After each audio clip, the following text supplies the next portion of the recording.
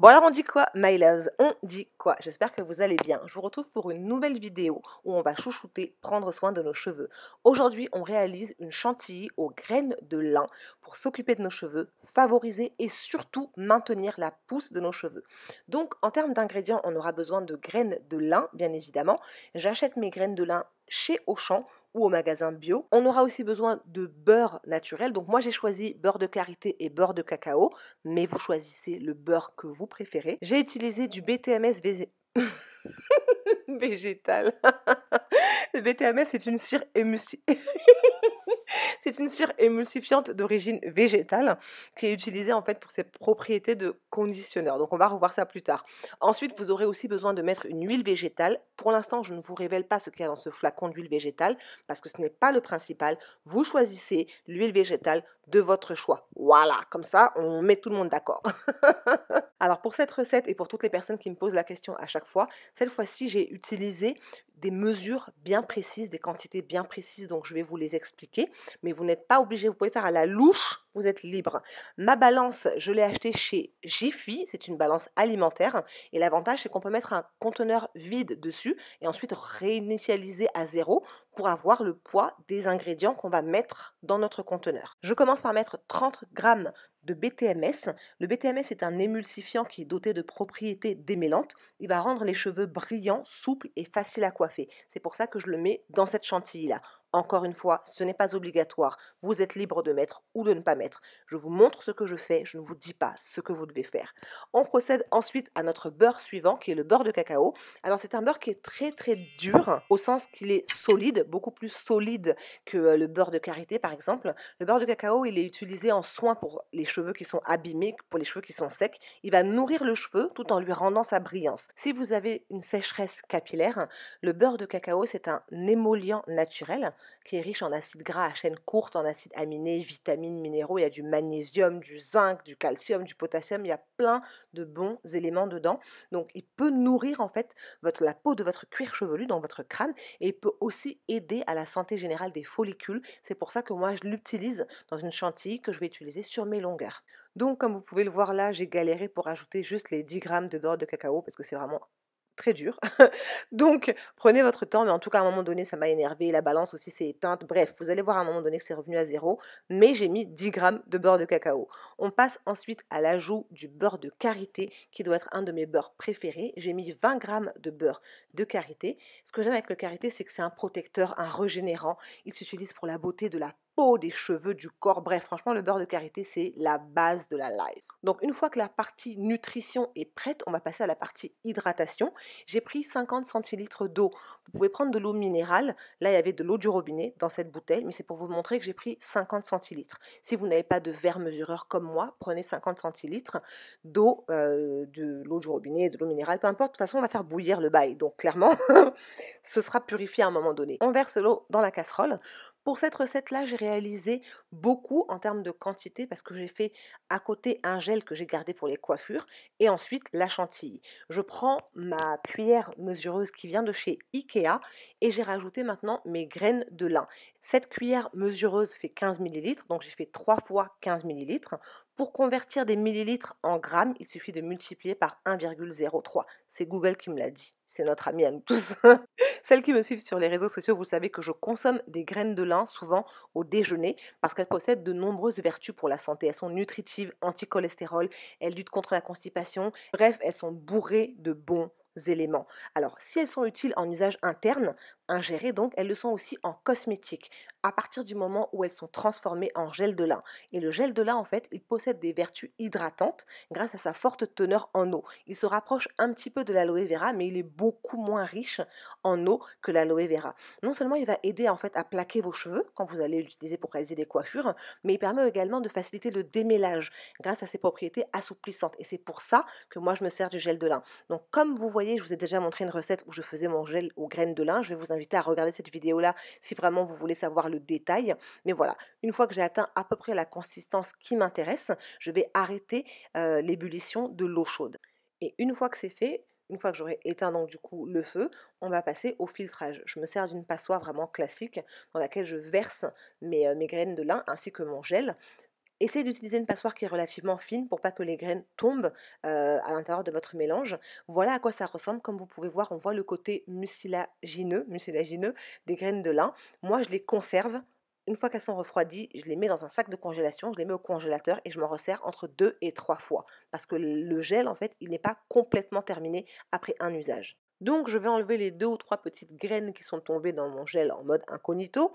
Et ensuite, je vais laisser le mélange reposer jusqu'à ce qu'il soit frais. Alors, jusqu'à ce qu'il n'y ait plus de fumée, si vous voulez. Voilà, on va dire ça comme ça, que ce soit tiède, pas complètement froid, mais que ce soit tiède. Le temps que ça refroidisse, on va prendre notre partie nutrition, donc le BTMS et les beurres végétaux, et on va les mettre dans l'eau chaude au bain-marie pour les laisser fondre. Pendant ce temps, donc une fois que mon gel, lui, a commencé à refroidir, je vais utiliser mon conservateur. Il y a l'un de vous qui m'a dit, ou l'une de vous qui m'a dit lors de ma dernière vidéo que c'était pas utile d'utiliser un conservateur. Moi, j'ai appris que quand on a une phase aqueuse et une phase huileuse, il est préférable d'utiliser un conservateur parce que la partie aqueuse a tendance à amener des bactéries. Donc j'ai fait un peu plus de recherche et je vais continuer à utiliser un conservateur dans mes recettes. Maintenant, vous êtes libre de faire comme vous voulez, comme je vous le dis à chaque fois. Moi, je préfère pour pouvoir conserver mes produits beaucoup plus longtemps. Donc j'ai versé mon gel de lin dans mon verre mesureur parce que je ne savais pas exactement combien de quantité j'avais. Et comme vous voyez, cette texture très visqueuse, c'est ça le gel aux graines de lin. En fait, c'est un gel qui est complètement naturel, 100% naturel, il n'y a aucun additif à l'intérieur. Pour l'instant en tout cas. Après l'évaporation de l'eau, comme vous pouvez le voir, j'ai environ 25 centilitres de gel de lin. Comme je vous l'ai dit, le Cosgar, c'est entre 0,6% et 1% de votre quantité totale. Vous tapez sur Google 1% de 25 centilitres égale combien de gouttes et vous allez trouver le nombre de gouttes que vous allez devoir mettre dans votre préparation. Moi, j'ai ajouté mon nombre de gouttes voulu et ensuite j'ai mélangé de manière assez vigoureuse pour que le Cosgar, donc mon conservateur naturel, soit bien imprégné. J'ai aussi un petit flacon d'huile essentielle à côté dont je ne me suis pas servie, mais c'est vraiment optionnel. Vous pouvez mettre une huile essentielle si vous n'aimez pas les odeurs fortes de produits naturels, c'est vraiment libre à vous. Entre-temps, mes beurres et mon BTMS végétal ont bien fondu, donc je les ai retirés du bain-marie. Alors, ce qu'il faut penser quand vous ajoutez du BTMS, c'est qu'il va se saisir très vite. C'est-à-dire que dès que ça va commencer à refroidir, qu'il n'y aura plus de chaleur, il va perdre son côté liquide, il va recommencer à devenir solide, comme vous pouvez le voir là. Donc, j'ai rajouté mon huile végétale, j'ai mis 2 cuillères à soupe. Choisissez l'huile que vous voulez, on commence à se connaître maintenant. Et ensuite, j'ai remis très rapidement dans l'eau chaude, juste pour que ça refonde à nouveau. Mais comme vous voyez, ça commençait déjà à se saisir. Donc il faut être vraiment très rapide entre le moment où vous allez ajouter votre mélange nutritif à votre mélange liquide. Ensuite, j'ai séparé mon gel en deux parce qu'il y en a une partie que je veux garder vraiment neutre pour pouvoir me coiffer, plaquer mes petits edges maintenant que je commence à en avoir. Et ensuite, j'ai rajouté mon mélange huileux dans mon mélange aqueux, c'est-à-dire la phase huile, beurre, etc., dans mon mélange liquide, gel, eau. Alors, il faut battre très rapidement, vraiment fermement pendant très très très longtemps. Moi, je me suis rendu compte avec mon batteur que vous voyez là, que ça ne prenait pas. C'est-à-dire que ma chantilly ne montait pas. En tout cas, pas assez vite, ou peut-être que je suis juste impatiente et, et ça a commencé à me saouler. Donc du coup, ce que j'ai fait, c'est que j'ai pris le mixeur plongeant. Et à partir du moment où j'ai pris le mixeur plongeant, la texture a changé radicalement. En 2-2, on est passé à la chantilly à proprement parler. Donc, si vous avez un mixeur plongeant, c'est bien. Si vous avez un batteur, il va falloir battre pendant vraiment très très longtemps. Faites avec ce que vous avez. Moi, j'ai utilisé le mixeur plongeant parce que c'est beaucoup plus pratique, beaucoup plus rapide et ça a vraiment très très bien fonctionné. Comme vous voyez, on a la texture de la chantilly qui commence à monter. J'ai fait ça pendant 2-3 minutes grand maximum, alors qu'avec le batteur précédemment, ça faisait au moins 6 minutes que j'étais en train de mélanger, il n'y avait rien qui montait, ça m'a trop saoulé. Donc du coup, comme vous pouvez voir en termes de texture, on a une chantilly vraiment riche, vraiment épaisse, mais qui pénètre en 2-2. Regardez, il n'y a plus rien sur mes doigts, il n'y a pas de fini gras. Donc j'ai touillé très rapidement, sans appuyer sur le fait de mixer, mais juste en essayant de racler sur les bordures pour être sûr que je ne laissais pas de gel de lin, de graines de lin. Et ensuite, bon, je suis une enfant, je suis passée à la partie présentation, mais comme je vous l'ai déjà dit, je suis une enfant, j'aime trop les trucs qui font joli, joli un peu. Donc cette étape-là, vous pouvez la squeezer, c'est-à-dire que vous pouvez clairement mettre votre chantilly directement dans le pot, mais moi j'aime bien l'histoire d'avoir une petite poche à douille. Alors je ne possède pas de poche à douille, donc je fais avec ce que j'ai. J'ai pris un sac de congélation et j'ai mis le produit dedans et j'avais très très envie de faire comme on voit dans les trucs des pâtissiers là. Voilà. Donc comme vous pouvez voir en fait la chantilly pénètre, regardez-moi ça, il n'y a plus rien, elle est absorbée en 2-2 par ma peau. Mais oui les gars, absolument, faites vos produits vous-même. Bon donc du coup on va passer à la partie satisfaction totale. J'ai rajouté le produit dans ma poche à douille, j'ai coupé le bout de la poche à douille faite maison, bien sûr, c'est un sac de congélation. Et ensuite, vraiment, j'avais envie de... Voilà, cette partie-là, j'avais très, très envie de faire ça, en fait. Voilà, je trouve ça extrêmement satisfaisant. Quand je vois ça dans les émissions de pâtisserie, vous savez, les pâtissiers sont toujours en train de faire des formes de ouf et tout. J'avais trop envie de faire ça avec ma chantilly. C'est ma chantilly, je fais ce que je veux, ok? Mais encore une fois, ça n'a rien d'obligatoire. Vous pouvez prendre directement avec votre spatule, votre maryse et mettre dans votre contenant sans aucun souci. Donc moi, j'essaye de faire en sorte qu'il n'y ait pas trop de bulles d'air. Alors il faut essayer de faire en sorte qu'il n'y ait pas trop de bulles d'air au fond. C'est mieux, mais ce n'est pas obligatoire. Moi, je vais m'en servir. Je sais que quand ma fille va faire ses soins, la moitié du pot va passer en un wash day. Donc clairement, c'était pas très grave.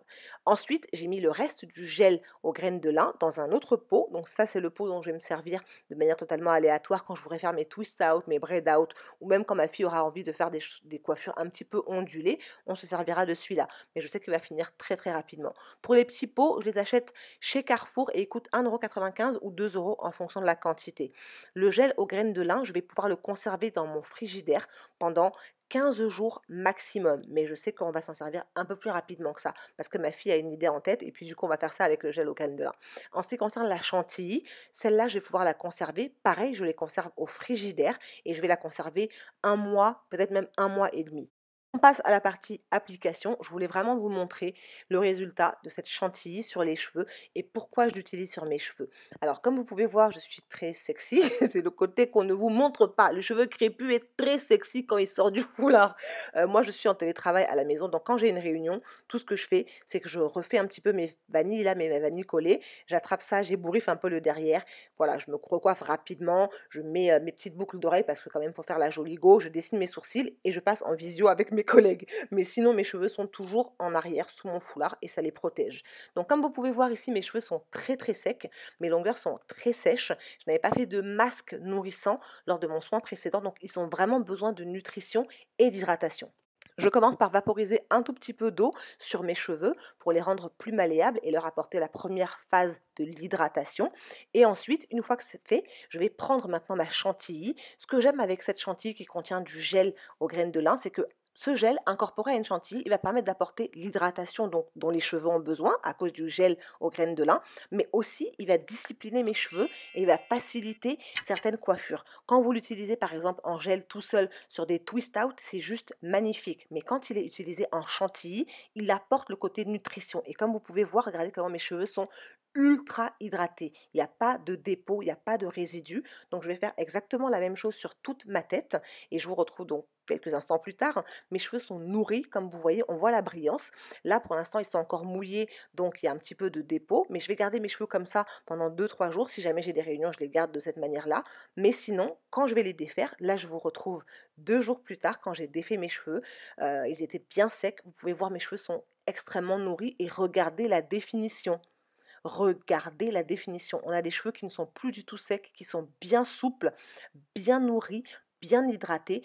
Ils ont été en fait extrêmement nourris par le beurre de karité, par le gel aux graines de lin. Et c'est l'alchimie de la nutrition et de l'hydratation qui va faire que vous allez réussir à conserver votre longueur, qui va faire que vous allez réussir à conserver la pousse de vos cheveux. En termes de fréquence d'utilisation, je me sers de cette chantilly une fois par semaine, parfois 2 fois quand je réhydrate mes cheveux dans le courant de la semaine, mais j'ai trouvé en fait la formule qui fait que mes cheveux sont tellement bien hydratés que je n'ai pas besoin de les réhydrater dans le courant de la semaine.